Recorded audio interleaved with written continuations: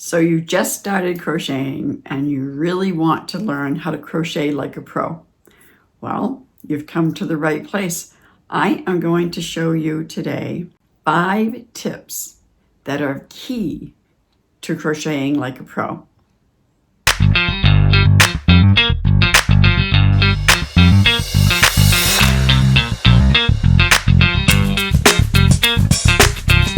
Hi, I'm Darlene and this is Heartfelt Crochets, and this is where I research, I study, I share, and I teach all things crochet. So if you have found this video to be helpful, please give me a thumbs up, subscribe to my channel, and don't forget to hit that notification bell. All right, so today what we're going to be doing is using 2 different colors for this tutorial. And I'm going to show you how to make this perfect swatch without a curved chain, without holes on the edges, with a nice seamless color change without knots and cut yarn all over the place that you have to weave in later, and how to weave in a nice straight yarn tail without staggering it all over the place and making it look a little funny. And then for the beginners, stick around to the very end of this tutorial because I have an extra special tip that could be so helpful to you. Once you get more experienced, you won't need this, but at the beginning, I definitely highly recommend it. So make sure you stick around to the end of this video. All right, so let's go ahead and get started with this tutorial. For tip number 1, starting your chain to prevent this curve in this picture that I'm showing right now. That curve is caused from a chain that was made with the same size hook as you use for the rest of your project, and it's too tight. So for this project, throughout, I am using a 5mm hook. To start this project, the chain, I'm using a 0.5 millimeter size larger, so it's a 5.5mm hook, so just a little bit bigger than this one. And we're not going to make a chain that is really tight. We're going to keep it nice and loose. So let's go ahead and start this chain. We're going to start with a slip knot, okay? And we are going to chain 15. 1, 2, 3, 4. Notice I'm keeping it nice and loose. 5. I'm not making it like really tight so I can hardly get that hook through. I'm kind of pulling it up a little bit each time. So 6, 7, 8, 9, 10, 11, 12, 13, 14, and 15. Okay, so that's tip number 1, is to use a larger hook to start your initial chain. Now for tip number 2, instead of crocheting like traditional crochet would have you do, instead of crocheting into each chain, we are going to flip our chain over and we are going to notice all of these little bumps on the back of the chain. And instead of going into the front of the chain, we are going to flip it over and go underneath this little bump and crochet our row of single crochets underneath each one of those little bumps all the way down the chain. And when we get to the end of this chain, I will show you why. Okay, so I only have 2 left. Now if you made your initial chain too tight, it'll be difficult to get underneath these bumps, so make sure that your chain is loose. Okay, so we just finished our row of single crochets in the back bump of the chain. And now, if you take a look at both sides, see these V's on the top of the stitches? Oops, my ring got caught on the yarn. If you flip it over, you have the same exact V's instead of just horizontal, one line of horizontal bars. So now if you wanted to crochet two pieces together, it's the bottom side and the top side, both exactly the same thing. Is going to be a breeze stitching these or sewing these together or putting a border around. It's going to make it so much easier, and it looks so much cleaner having the edges all look the same. So that was tip number 2 of crocheting in the back bump of the chain for a much cleaner edge. So now we are going to switch to our smaller hook. And we are moving on to tip number 3 on how to get nice smooth edges like this one and not like in this picture. Okay, so in traditional crochet, our moms and grandmothers would chain 3 as their first initial double crochet. They would turn their work and they would skip this first stitch because this is considered the first stitch, and they would double crochet into the next stitch. And voila, you have got a nice big hole at the beginning. Okay, instead what we're going to do is we are just going to chain 1 as a turning chain, turn our work. We're not going to skip this first stitch. We are going to go in this first stitch with a double crochet and then continue double crocheting down the row. And that is going to give you a nice clean edge with no holes. So now we are just going to continue for the next 2 rows so that I can show you tip number 4 for how to seamlessly change colors without any unsightly knots that you're going to worry about coming undone later, and without continually having to cut your yarn every time that you change color. So I'm going to go ahead and crochet these 2 rows and then I'll meet you back here. So now I'm at the last stitch, so I'm going to make my final double crochet, but I'm not going to complete it. Leave the last 2 loops on the hook and then grab your second color, drape it over the hook and pull through those 2 loops. Leave a long enough tail for weaving in later. Chain 1 for your turning chain and turn your work. Double crochet in this very first stitch and then double crochet in each stitch going down the row. And you have just joined your second color without any knots, and then you'll just weave this in later and it'll be nice and secure and you don't have to worry about it coming undone. Now don't cut this bottom color because we are going to continue with this when we get to the top of the 2 rows of the green. We're going to switch back, only this time we are not going to be dealing with a loose end. Okay, so I'm going to go ahead and I'm going to crochet these 2 rows of double crochet and then I'll meet you back here when I'm done.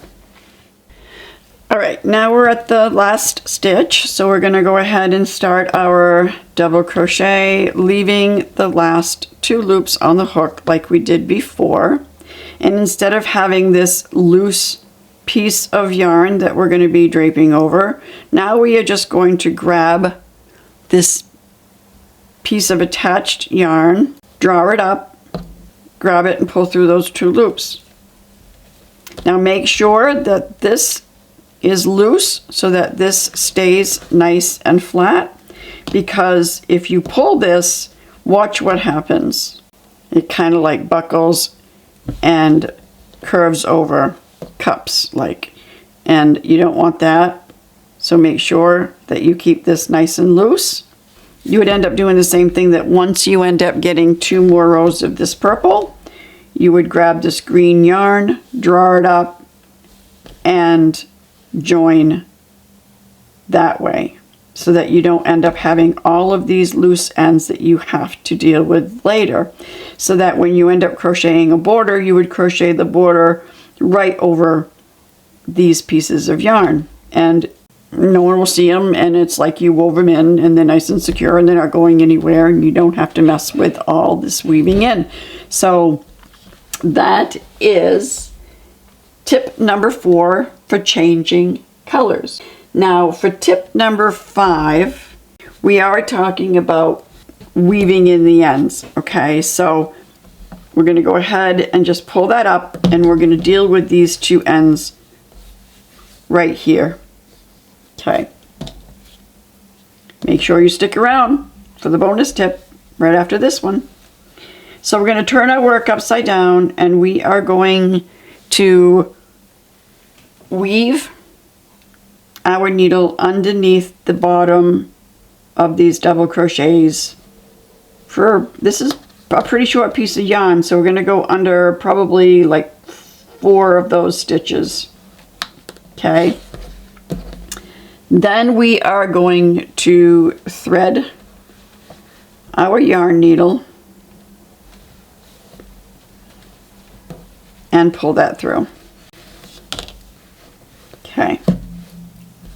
Then what we're going to do is take our yarn needle, we're going to skip this first one that we just came out of. We're going to go onto the next one and just go back in the opposite direction underneath those same bottom bars of those double crochets. Now you can see that this end got kind of frayed, so I'm just going to fold it a little bit and then thread it through the eye, and it's much easier than having to deal with that little frayed end. And then you would just snip off that end. I didn't grab my scissors, so I can't do that. Then with this green one, we are going to do the same thing. We are going to fold the yarn end and thread our yarn needle. And then we are going to go, this is a longer piece of yarn, so we're going to go under probably like 5 stitches, the bottom of those stitches. And we're going to pull that through and do the same thing.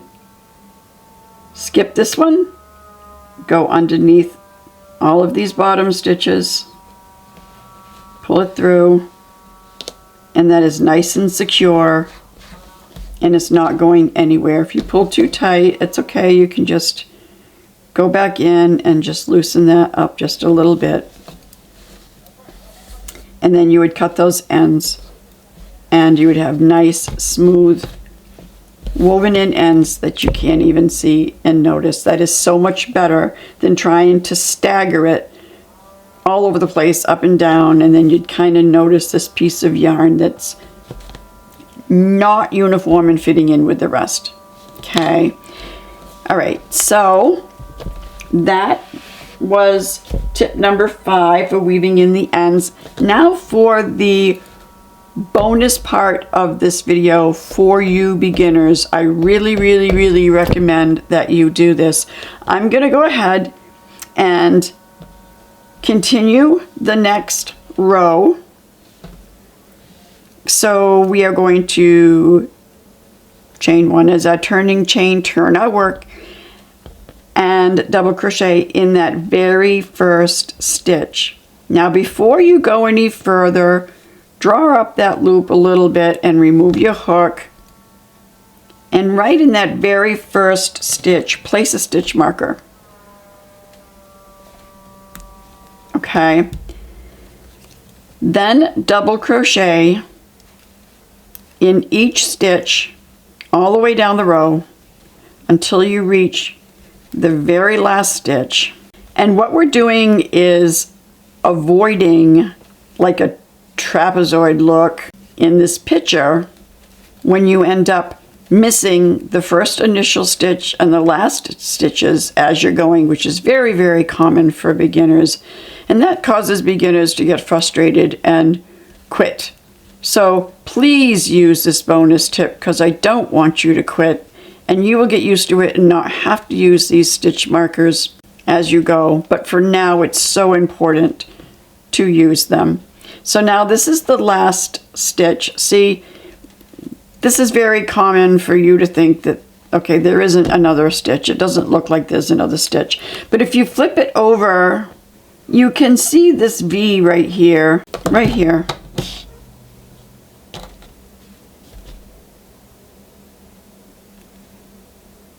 That's where the last stitch is. And it is so, so common for beginners to miss that stitch.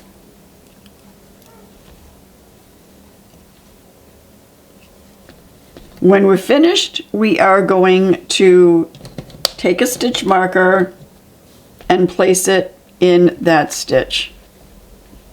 Then you are going to chain one, turn your work. Now you know that you need to crochet in this very first stitch, not this one. Don't skip this one. It's where your stitch marker is. Double crochet, remove that stitch marker, and put it back in that stitch that you just now made. Crochet all the way down the row. Okay, when you get to the end of that row, your stitch marker is going to show you where your last stitch needs to go. So you're going to double crochet right where that stitch marker is.